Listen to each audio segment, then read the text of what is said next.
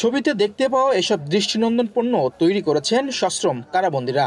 বাঁশবেত দিয়ে তারা তৈরি করেছেন নানা ধরনের গৃহস্থলী পণ্য, পাট ও চামড়া দিয়ে বুনেছেন আরও বাহারি পণ্য, যা বিক্রি হচ্ছে বাণিজ্য মেলায়।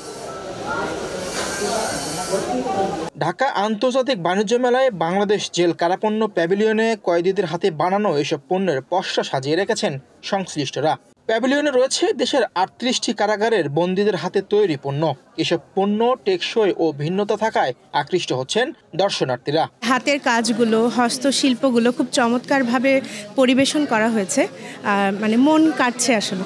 এটা আমার কাছে খুবই ভালো লাগছে। বন্দীদেরকে কাজের মাধ্যম করে দিচ্ছে। তারা তাদের ভিতর যে প্রতিভা আছে, তারা প্রতিভা দিয়ে বিভিন্ন দ্রব্য সামগ্রী করতেছে, তারা আমরা দেখতেছি, আমাদের কাছে ভালো লাগতেছে।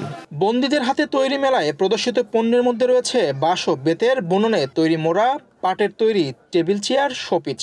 এছাড়াও প্যাভিলিয়নের একটি অংশে রাখা আছে কৃত্রিম ফুল, মালা, হাল ফ্যাশনের vanity bag, tissue box, carpet, অলম্যাটস, পুঁতি দিয়ে তৈরি নানা উপহার সামগ্রী। ক্রেতাদেরও বেশ আগ্রহের সঙ্গে এসব পণ্য কিনতে দেখা গেছে।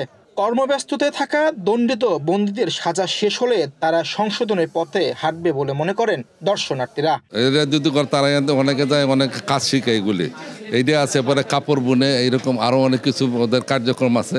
ওই কার্যক্রম চালানোর একটা ওখান থেকে আসা ওরা একটা মানে যখন তারা বেরিয়ে আসবে এখানে তারা একটা রোজগারের ব্যবস্থা হবে, একটা আয়ের মানে ইনকাম জেনারেশনের একটা হবে, একটা উৎস হবে। এবং এটা করে অনেকে এটা তারা জীবিকা নির্বাহ করতে পারবে। অন্ধকার জগৎ থেকে কাউকে বের করে আনার জন্য যদি এতটুকু উৎসাহ অনুপ্রেরণা দেওয়া যায়, এর থেকে ভালো জিনিস আর কি হতে পারে? মানে এটা নিঃসন্দেহে খুব ভালো জিনিস আর কি। মূলত কাজের কিছুটা অভিজ্ঞতা আছে এমন সশ্রম দণ্ডিত বন্দীদেরকে কারাগারে প্রশিক্ষণ দেওয়া হয়। এরপর সরকারি কোষাগার থেকে কাঁচামাল কিনে দেওয়ার পর তৈরি হয় এসব পণ্য। সরকার ও বন্দীদের মধ্যে সমান বন্টন হয় লাভের অর্থ। কারা কর্তৃপক্ষ মনে করেন পণ্য উৎপাদনের মাধ্যমে সমৃদ্ধ হবে বন্দীদের জীবন।